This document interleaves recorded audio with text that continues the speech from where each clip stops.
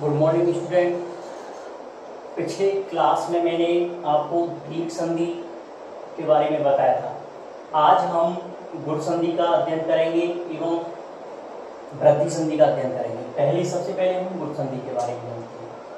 देखिए, इसका सूत्र है आहत गुण है। इसमें देखिए, जब इसमें संधियों में पूर्व पद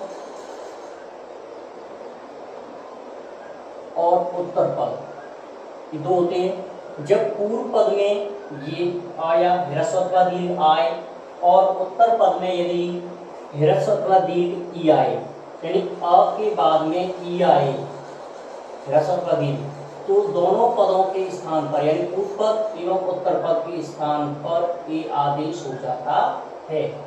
उसी प्रकार से ह्रस्व अथवा दीर्घ आ के बाद में पूर्व पद में ह्रस्व अथवा दीर्घ आ आएगा और उत्तर पद में ह्रस्व अथवा दीर्घ उ आएगा, तो दोनों पद यानी पूर्व पद और उत्तर पद दोनों पदों के स्थान पर उ आदेश हो जाता है।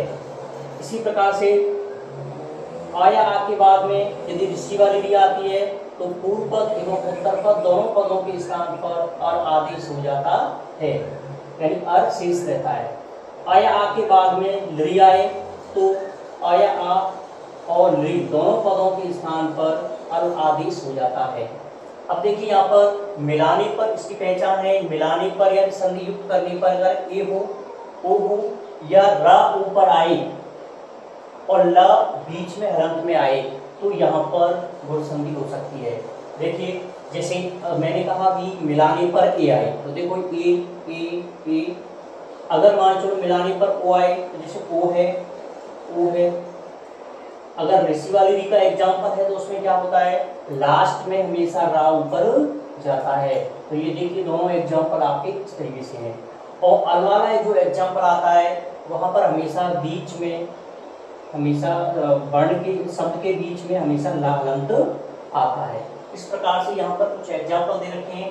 अब देखते हैं यहाँ, देखिए यहाँ पर दीर्घ है या दीर्घ ई है, तो दोनों स्वरवर्ण के स्थान पर इस कंडीशन के अकॉर्डिंग ए हो जाता है। तो यानी बड़ा आ और बड़ी दोनों के स्थान पर ए हो जाता है। एक आदेश होकर के यहाँ पर रमेश से शब्द बनता है। इसी प्रकार से यहाँ देखिए, इसमें ह्रस्व आ है, यहाँ दीर्घ ई है, तो ह्रस्व आ और ई दोनों के स्थान पर क्या हो जाएगा, ए। इसी प्रकार से यहाँ दीर्घ आ है और यहाँ दीर्घ ई है, तो दोनों पदों के स्थान पर ए आदेश होकर के महेश शब्द का निर्माण होता है।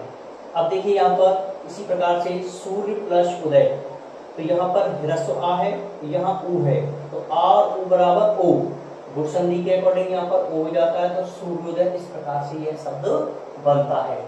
अब देखिए, यहाँ पर प्लस उपकार है, तो देखो पर रा में ह्रस्व आ है, इधर ह्रस्व उ है, तो आ और उ बराबर ओ। अब देखिए, यहाँ पर ये इस तरीके के एग्जाम्पल, यहाँ ग्रीष्म, इसमें सा हलंत है, म इसमें से आ निकला और ऋतु। अब देखिए, ह्रस्व या दीर्घ आ के बाद यदि ऋषि वाली री आए तो दोनों के स्थान पर दोनों पदों के स्थान पर अर हो जाता है। तो देखिए, ग्री आधा सा आधा म, अब यहाँ अ और री दोनों के स्थान पर हो जाता है अर और बचिया तू। इस तरीके से, यानी इसमें से माँ में से आ निकल गया और इधर ऋषि वाली री। तो जब ये कंडीशन होती है तो गुण संधि के अकॉर्डिंग यहाँ पर अर शेष रहता है। तो यानी देखिए, यहाँ पर अर आ गया, ये बच्चे यहाँ तू ऋषि वाली री और इन दोनों के स्थान पर ये बन आ गया, आदेश हो गया। अब इसको हम मिलाएंगे तो ग्री आधा सा, इसके बाद कोई स्वर होता तो इसमें मिलता है, ये पूर्ण होता है, इसके बाद कोई स्वर नहीं है तो ये अधूरा ही रहेगा। इसके बाद है म, ये भी हलंत है, जब तक इसमें स्वर नहीं मिलेगा। तो इस माँ में आप स्वर मिल गया तो ये पूरा हो गया ग्रीष्म। अब देखिए, र हलंत, रा से पहले अगर कोई भी स्वर होता है, रा से पहले अगर स्वर होता है तो र हमेशा आगे जाता है और आगे जाता है तो हमेशा ऊपर की साइड लगता है।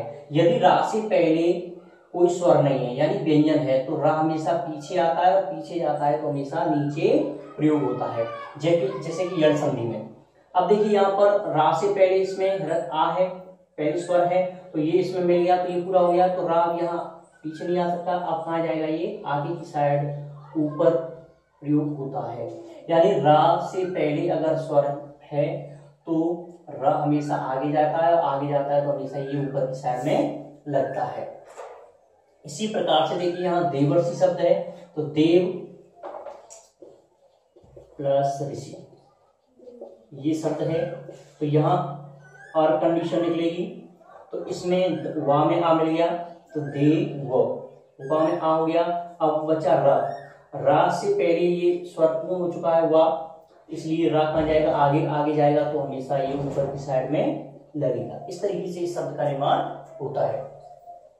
ऐसे देखिए तब प्लस लकार, तो इसमें ह्रस्व आ है, इधर लृ है, तो आया आ के बाद में अगर लृ आता है तो अल आदेश होता है, तो इसमें वा में अल का आ मिल गया और लृ जो था उसके स्थान पर अल हो गया था, तो यहाँ आधा ला रहेगा। तो इस तरीके से हम इसका यहाँ पर प्रयोग शब्द बनता है।